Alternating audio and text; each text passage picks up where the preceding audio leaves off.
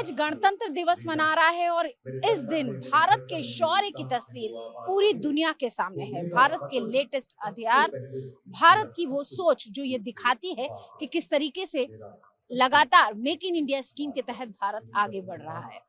आज जिस तरीके से हम देख रहे हैं, करीब 30 झांकियां जो है वो गणतंत्र दिवस की परेड का हिस्सा बनी है। साथ ही करीब 29 एयरक्राफ्ट, भारतीय वायुसेना के 29 एयरक्राफ्ट जो है आसमान में उड़ान भर रहे हैं।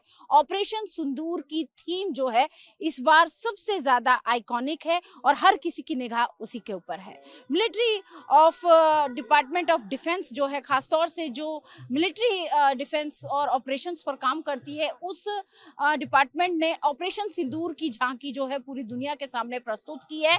और इस झांकी में हमने दिखाया कि कैसे भारत इस पूरे ऑपरेशन को किया।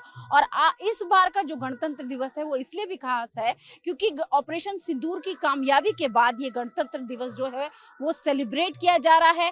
और यहाँ पर हम आपको बताना चाहेंगे कि करीब 10,000 से ज्यादा जो दर्शक हैं वो इसका हिस्सा बने हैं। लोगों ने यहाँ पर भारत की गौरव की तस्वीर देखी है। और आज डीआरडीओ की जो हाइपरसोनिक मिसाइल है उसने भी यहाँ पर वो भी डेब्यू कर रही है। और भैरव बटालियन जो कि ऑपरेशन सिंदूर की सफलता के बाद रेस की गई, करीब 5 भैरव बटालियन जो है वो की उनको रेस किया गया है। और भैरव बटालियन जो है वो भी कर्तव्य पथ पर आज डेब्यू कर रही है। तो इस तरीके से ये पूरी तस्वीर है और भारत की वो तस्वीर पूरी दुनिया ने देखी। भारत के वो लेटेस्ट इक्विपमेंट जिसमें दिव्यास्त्र और जो तमाम ड्रोन से रिलेटेड जो इक्विपमेंट्स हैं वो भी यहाँ पर कर्तव्य पथ पर नजर आ रहे हैं। तो ये पूरी तस्वीर है भारत के शौर्य की, जो कि ऑपरेशन सिंदूर के बाद दुनिया के सामने है कि भारत कैसे लगातार अपनी तैयारियों को और भी ज्यादा मजबूत और भी ज्यादा पुख्ता कर रहा है। गणतंत्र दिवस की इस बार थीम वंदे मातरम है। वंदे मातरम को करीब 150 साल हो गए हैं और तमाम जो झांकियां हैं वो वंदे मातरम की जो थीम है उससे मिलती जुलती हुई जो बहुत सारी झांकियां हैं वो इस वक्त यहाँ पर कर्तव्य पथ पर दिखाई जा रही हैं। और यहाँ पर इस दौरान जो ईयू के जो दस्ता है उसने भी कर्तव्य पथ पर परेड की है।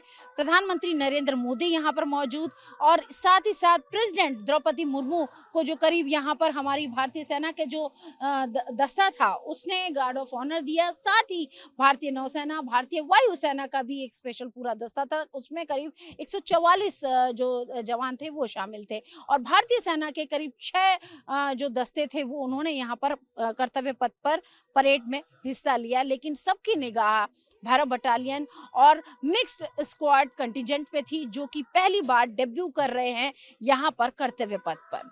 कर्तव्य पथ पर भारत का भव्य समारोह किया गया है गणतंत्र दिवस। और आपको मैं तस्वीरें दिखाना चाहती हूँ कि यहाँ पर अब जिस तरीके से एक एक करके जो गेस्ट हैं वो निकलने लगे। और सामने, ठीक हमारे सामने ये जो दस्ता दिखाई दे रहा है, ये रक्षा मंत्री राजनाथ सिंह का जो दस्ता है वो यहाँ पर हमें नजर आ रहा है। थोड़ी देर में रक्षा मंत्री राजनाथ सिंह यहाँ से रवाना होंगे। लेकिन आज जिस तरीके से कर्तव्य पथ पर पूरी तस्वीर पूरी दुनिया ने देखी, भारत ने अपने लेटेस्ट इक्विपमेंट्स यहाँ पर दिखाए।